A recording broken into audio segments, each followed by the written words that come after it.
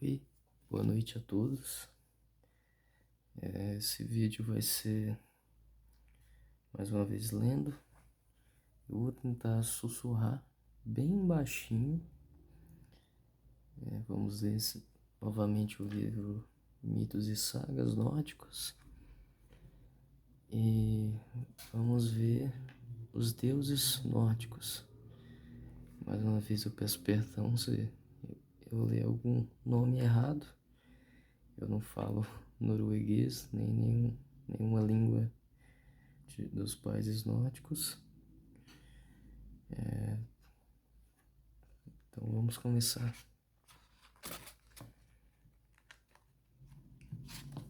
Eu marquei aqui o livro. Eu esqueci que o canal se chama Histórias em Sussurros. Eu percebi que os outros vídeos eu não sussurrei, mas nesse eu vou começar a sussurrar. Eu vou tentar fazer uma ASMR, tomara que gostem da minha voz sussurrada, né?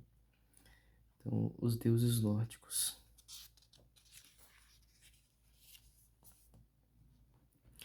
Na mitologia nórdica, é importante discernir os três diferentes clãs de deuses: os Aesir, os Vanir e os Jotun gigantes. Os Aesir vivem em Asgard, junto com as Injur, deusas, e são eles que formam a Assembleia, cujo chefe é Odin, a mais importante de todas as divindades nórdicas. Entre os deuses que fazem parte desse clã estão Thor, divindade associada à força, detentor de um cinto mágico e muito próximo a Odin na hierarquia divina. Está também Baldur, deus da bondade, da beleza e filho de Odin. Outros deuses desse clã são Tyr, ligado à guerra, Brage, deus da sabedoria e da oratória, além de Heimdall, Oder, Vidar, Vale, Forset e Loki. Da mesma forma, entre o grupo de deusas pertencentes a esse panteão nórdico, em particular estão a esposa de Odin, chamada Frigg, que tinha o dom da providência e curadora de Isiofne, que guia os homens para o sentimento de amor. Var, associada aos juramentos, Sim, encarregada de guardar as portas, ou a mulher de Brad, Yun, que é encarregada de cuidar das maçãs destinadas a serem mordidas pelas divindades quando atingirem a velhice. Embora os habitantes originais do céu fossem os Aesir, eles não eram as únicas divindades das raças do norte. Esse povo reconhecia também o poder dos deuses do mar e do vento, os Vanas, que viviam em Vana e governavam seus reinos segundo sua própria vontade. Nos primeiros tempos, antes da construção dos Palácios Dourados em Asgard, ocorreu uma disputa entre Aesir e os Vanas, que recorreram às armas, usando rochas, montanhas e icebergs como mísseis na briga. No entanto, percebendo que somente na unidade havia força, entraram em acordo e fizeram a paz. Para ratificar o tratado, trocaram reféns. Foi assim que Vaniord veio morar em Asgard com seus dois filhos, Frey e Freya, enquanto Oenir, irmão de Odin, passou a morar em Valheim. A guerra entre Aesir e Vanir. Asgard era o lar dos Aesir, raça dos deuses e deusas da guerra, como Odin e Thor. No mesmo nível do mundo ficava Vanaheim, no lar dos Vanir, os deuses do mar e do vento e das deusas da prosperidade e fertilidade, como Frey e Freya. Freya era a deusa Vanir, que mais praticava a arte de prever e tentar mudar o curso do destino. Ela ia de cidade em cidade exercendo seu dom. Um dia Freya foi a Asgard usando o nome Eid, iluminada. Inicialmente, os Aesir ficaram encantados com seus poderes e quiseram seus serviços, mas por fim perceberam que o egoísmo da deusa superava qualquer valor de honra, lealdade ou obediência. Começaram então a culpá-la pelos seus infortúnios e passaram a chamá-la de Gulveig, a gananciosa por ouro. Decidiram que o mundo seria um lugar melhor sem ela e tentaram assassiná-la por 3 vezes, jogando-a ao fogo. Mas nas 3 vezes ela renasceu das cinzas. Quando os Vanir souberam que os Aesir haviam feito isso com Freya, juraram vingança e começaram a se preparar para a guerra. Odin, sentado em seu trono alto, viu os preparativos e logo os Aesir também se prepararam para o combate. Os 2 clãs se encontraram. Odin arremessou sua lança em direção a Vanir e a guerra teve início. Contudo, o povo de Freya logo tomou vantagem usando mágica. Conseguiram destruir as muralhas de Asgard. Os Aesir, porém, não desistiram e logo causaram um dano similar a Vanheim. A guerra se prolongou por muito tempo e a cada dia ficava mais claro que nenhum lado sairia vitorioso. As 2 partes, cansadas da guerra, negociaram uma trégua e decidiram viver juntos e em paz. Para garantir que isso acontecesse, líderes dos 2 lados foram trocados. Njord, seu filho Frey, e a sua filha Freya, que eram os principais Vanir, viajaram para Asgard. Em troca, os Aesir enviaram Oenir e Mimir a Vanheim. Njord e seus filhos parecem ter vivido mais ou menos em paz em Asgard. Infelizmente, o mesmo não aconteceu com Oenir e Mimir em Vanheim. Os Vanir viram que Oenir era aparentemente capaz de fornecer conselhos incomparavelmente sábios sobre qualquer problema, mas não perceberam que isso só aconteceria quando ele tinha Mimir ao seu lado. Oenir era, na verdade, pouco inteligente e não sabia tomar decisões quando Mimir não podia ajudá-lo. Os Vanir acharam que haviam sido traídos na troca e decapitaram Mimir, enviando sua cabeça de volta a Asgard. Odin recitou poemas mágicos sobre os restos de seu guerreiro e os embalsamou com ervas. A cabeça de Mimir, preservada, continuou dando conselhos indispensáveis a Odin quando era necessário. As 2 tribos ainda estavam cansadas de brigar e preferiram restabelecer a paz. As divindades selaram seu tratado de paz, reunindo-se para produzir uma bebida alcoólica, por um método antigo e comunitário. Todos no grupo mastigavam bagas e cuspiam o restante em uma única cuba.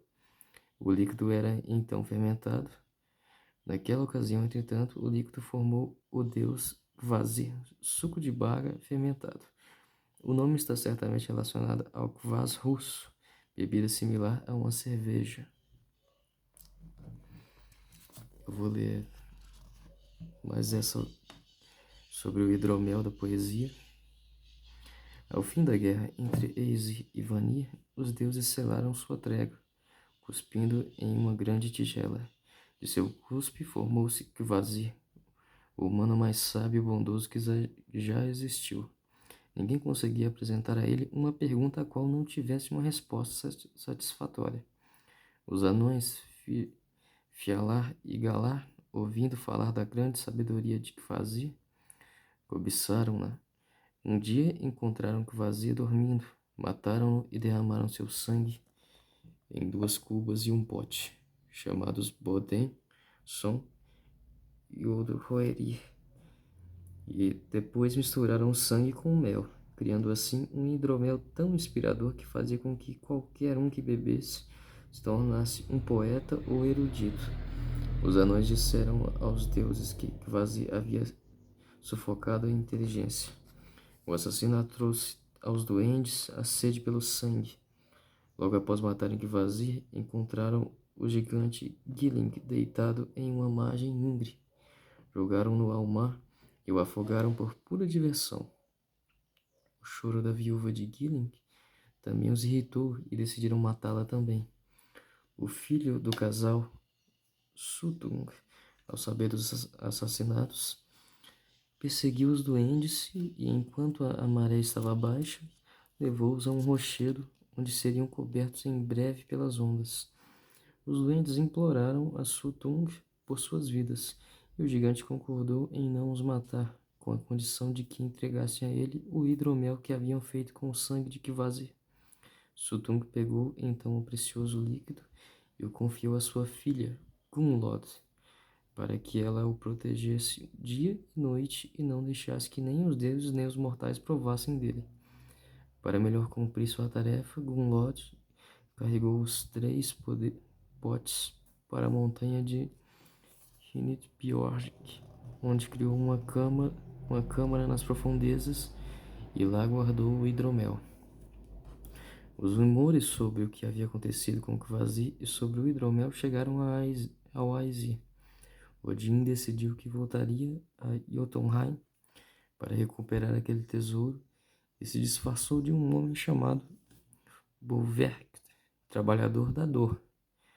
Bolverk viajou até Jotunheim e encontrou um vale onde 9 homens trabalhavam ceifando a grama. Conversando com eles, descobriu que aqueles homens trabalhavam para Baugi, irmão de Sutung. Ele percebeu que o ritmo do trabalho era lento porque as foices não estavam afiadas e se ofereceu para ajudar. Os homens aceitaram a ajuda prontamente e ficaram maravilhados ao ver como o trabalho podia ser feito mais rápido e com as foices afiadas pela pedra de amolar. Pouco tempo depois, pediram para comprar aquele amolador. Bolver disse que poderia vender a pedra, mas que, como havia apenas uma, iria jogá-la para cima e quem conseguisse pegá-la seria seu novo dono. Quando Odin, disfarçado, arremessou a pedra, os trabalhadores todos se atiraram para tentar pegá-la. E no meio da aglomeração, acabaram tendo as suas gargantas cortadas com as foices recém-afiadas e caíram todos mortos. Bolverk pegou de volta sua pedra e continuou a jornada. Naquela mesma noite, Bolverk apareceu na fazenda de Baugi, o gigante, e pediu para passar a noite lá. Baugi não parecia feliz e descreveu como 9 de seus trabalhadores haviam morrido e como seria difícil conseguir alguém para substituí-los naquela época do ano. Bolverk se ofereceu para fazer o trabalho de todos os trabalhadores mortos até o fim da estação, com a condição de que Baugi o ajudasse a obter um gole do hidromel da poesia de seu irmão. Baugi explicou que ele não tinha esse poder, mas ao fim concordou em tentar ajudar o hóspede a conseguir o que este desejava. Bolverk trabalhou até o fim daquele verão. Ao final da estação, Baugi pediu ao irmão um gole do hidromel, mas Sutung se recusou a atender ao pedido. Então Baugi concordou em ajudar Bolverk a enganar Sutung e foram juntos até a montanha Gnitbjörg.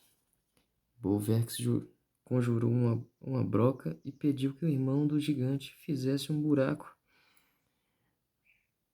para alcançar a câmara onde o hidromel estava guardado. Depois de algum tempo, Baugi declarou que havia conseguido atingir o lugar que buscavam. No entanto, o deus, desconfiado, simplesmente assoprou no buraco, e quando a poeira e as lascas voaram em seu rosto, Bolverk mandou que Baugi voltasse ao trabalho e não o tentasse enganar novamente. Mais uma vez, Baugi disse que havia conseguido chegar ao oco da montanha. Dessa vez o sopro de Bolverk entrou na montanha e ele constatou que Baugi estava dizendo a verdade. Imediatamente, Bolverk se transformou em uma cobra e entrou pelo buraco aberto. Baugi tentou impedir a cobra com a broca, mas era tarde demais. Ao chegar ao interior da câmara, Odin reassumiu o formato de Deus e se apresentou a bela Gunlod, filha de Sutung, que sentada em um banquinho de ouro guardava o hidromel. Odin pretendia conquistar o amor da giganta para induzi-la a conceder a ele um gole de cada um dos potes. Apaixonada com Lod, concordou em se tornar esposa de Odin, e depois de passar 3 dias com ele no interior da montanha, ela foi buscar os potes no esconderijo e disse que ele poderia tomar um gole de cada um. Em 3 goles, ele esvaziou os caldeirões. Depois de obter o que queria, Odin se transformou em uma águia e fugiu voando pelos ares. Ao vê-lo, Sutung também se transformou em águia e começou a persegui-lo com a intenção de recuperar o hidromel roubado.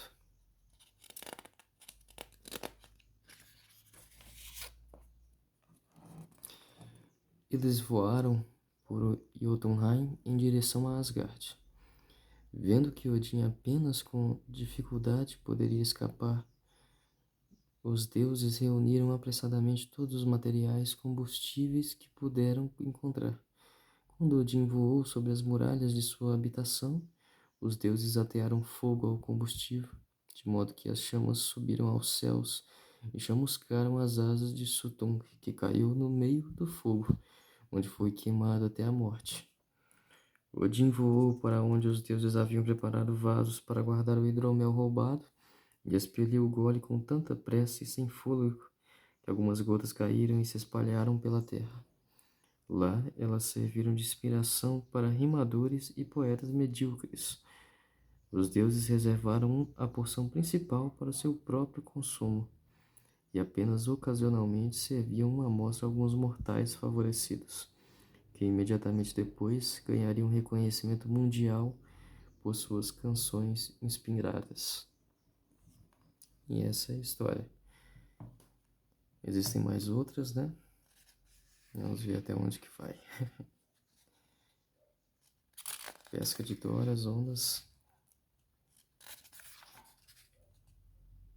Balder. Se quiserem que eu continue falando dessa forma, ou continue sussurrando do jeito que quiserem, eu posso sussurrar. Eu vou tentar manter o canal desse mesmo jeito, só com sussurros, falando bem baixinho, né, para ajudar quem quiser a se acalmar e se conseguir até dormir. Eu tenho problema de insônia, então eu utilizo muito desse meio para tentar dormir, do ASMR. E me ajuda bastante. Eu espero ter ajudado alguém a dormir ou descansar. Né? Até o próximo vídeo. E se gostou, se inscreva e comente, né, qualquer coisa. Se quiser que eu melhore alguma coisa, no jeito da fala, no jeito de explicar. Se quiser que eu pare, né, durante a história para explicar, é só comentar. Né? E obrigado por assistir. Até o próximo vídeo.